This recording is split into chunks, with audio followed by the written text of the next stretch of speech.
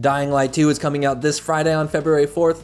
Reviews are out today, and I was fortunate enough to get early access to the game, so I thought I would put together, some quick first impressions and 3 solid tips that I think could really help you out if you decide to pick up the game. Just real quick to get this out of the way, this isn't a review, but I think Dying Light 2 has some speed bumps, but ultimately is a hell of a game, and it has a lot of unique aspects that make it stand out. First off, the world that Techland has built here is incredibly well realized. It feels really special and unique, and it's packed with striking vistas, as well as great level design that allows you to move around organically once you have a number of upgrades. The free running in parkour is a little sticky at first, but once you get the hang of it, it's actually a lot of fun. Even sometimes when I miscalculated the jump and fell to my death, I had a laugh about it. So that's not always the case, if you're stressed out in a hurry or something, but for the most part, I think the parkour is a really fun aspect of the game. The day-night cycle is also really interesting, and it impacts gameplay in really exciting ways where you're doing different types of missions and activities depending on the time of day, and I found myself constantly mindful of what time it was in the game. So essentially, in the daytime, all the zombies go inside where it's dark, and it's hard to explore those areas, but at night they come out where they're more aggressive and they'll chase you around at night. On the other hand, now you can go inside where they were before. There's less zombies in there. You can do little stealth sections to find all kinds of good loot. That's how it works in a nutshell. And for the most part, I found that dynamic to be pretty enjoyable. Now, there are some things that I don't think land super well. For example, the progression system is a little wonky.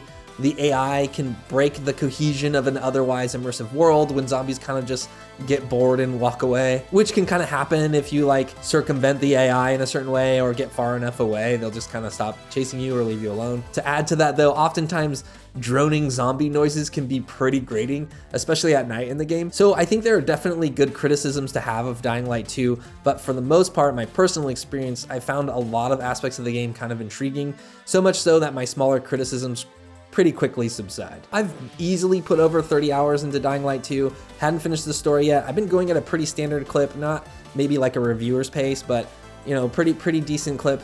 And I think there's a lot more game here to play and explore, but I wanted to also give you guys some tips to kind of maneuver your way around some of the rougher edges of the game so you can kind of get to a point where I got to where I'm just really enjoying my time in the world of Villedor, I guess. So here we go. The first tip, and I think this is a good suggestion for any open world game, I would be weary of spending too much time in the opening areas of Dying Light 2. I would say there are 2 kind of major acts or major areas in the game. There's one called Old Villedor where you kind of start in, and then there's the central loop where your main character Aiden is trying to get to, and both are pretty sizable with a lot to do. I think the second area is much bigger and much more open, so that's why I would say probably don't spend too much time in Old Villedor, or at the very least make your way up to that point in the mainline quests that you can decide to go to the new area when you're ready. Early on in the game, you are pretty underpowered. You're weak and you might die a lot before you have a lot of the tools and upgrades that make the game a lot of fun. There's a lot to do also all around, little quests, little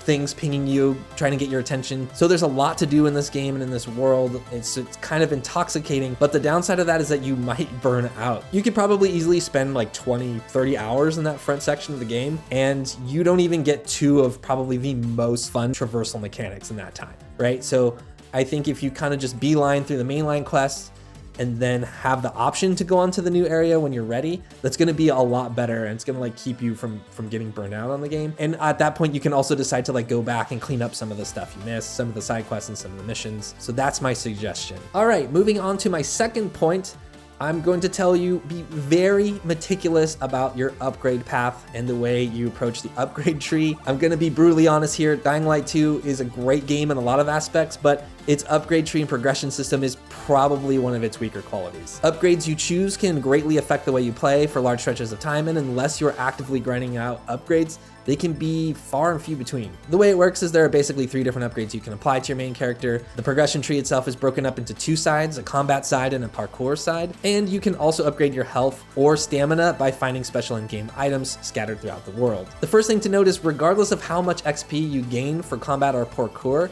the abilities are capped by how much health or stamina you have, so you have to keep note of that. You have to kind of keep it balanced. Early on, I poured all of my points into stamina because I wasn't dying that much, I wasn't messing around with the infected too much, and I really just wanted to be able to move around the world easier. But then when I went to upgrade, certain aspects of my combat, I wasn't able to because I didn't have enough health to unlock those abilities. To add to that, I'm gonna say really read the ability descriptions and how they work. For example, there's one called double jump, but it doesn't just work how you would expect a double jump in a video game to work. And you know, narratively in the fiction of the world, that makes sense. You shouldn't be able just to jump out of midair. But basically the double jump in Dying Light 2 allows you to kind of get more distance after jumping off of something.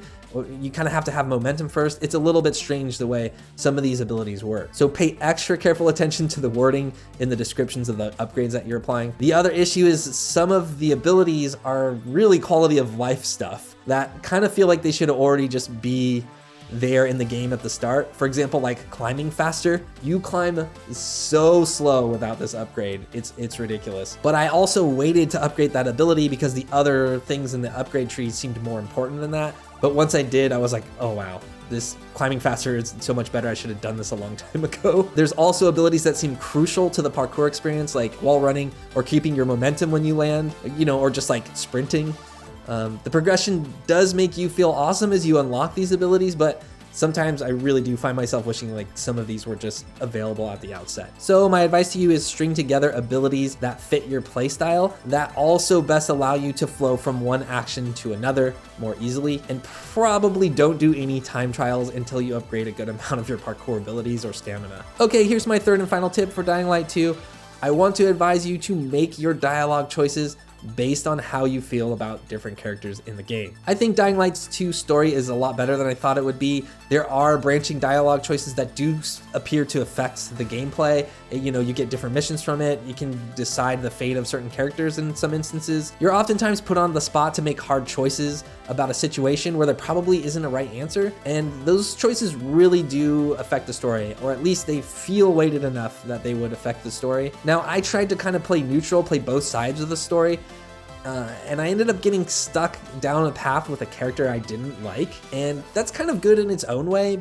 But the thing is, I didn't need to play on the neutral side with my dialogue choices, because despite some pretty big narrative arcs, there are still ways from a gameplay perspective to kind of get benefits for helping out one faction or the other. So essentially there's two different factions. There's the free folk, which are kind of just your average survivors trying to make it in the post-apocalypse. And then there's the militarized police group called the Peacekeepers. So you can kind of discover and unlock these base of operations and then assign them to a faction. The free folk will give you more traversal options, while if you give the structures to the Peacekeepers, they'll place out more traps in the world that you can use to kind of like help you fight off hordes of zombies or bandits or whatever. But the thing is, no matter how much I pissed off a faction in the story, I could still assign either base and get those perks. So my advice to you is, when it comes to your narrative choices, base them on your gut and how you feel the main character might react, but also center those decisions around how you feel about the characters you're interacting with. The story and its stakes are kind of standard fare for like a zombie narrative, but the characters really do make it enjoyable and fun. They really make that story shine. So choose your friends wisely. All right, that's it. That's all I got for now. I hope it helps. Big thanks to Treyarch for providing a code and early access to the game. And keep an eye out as I continue to try and make more varied kinds of content to put on the channel here at Inside Gaming. I'll be hanging out in the comments for a bit, so if you have any questions about Dying Light 2, drop them in there and I will try to answer them the best I can. Thanks for watching, and hopefully we'll catch you in the next video.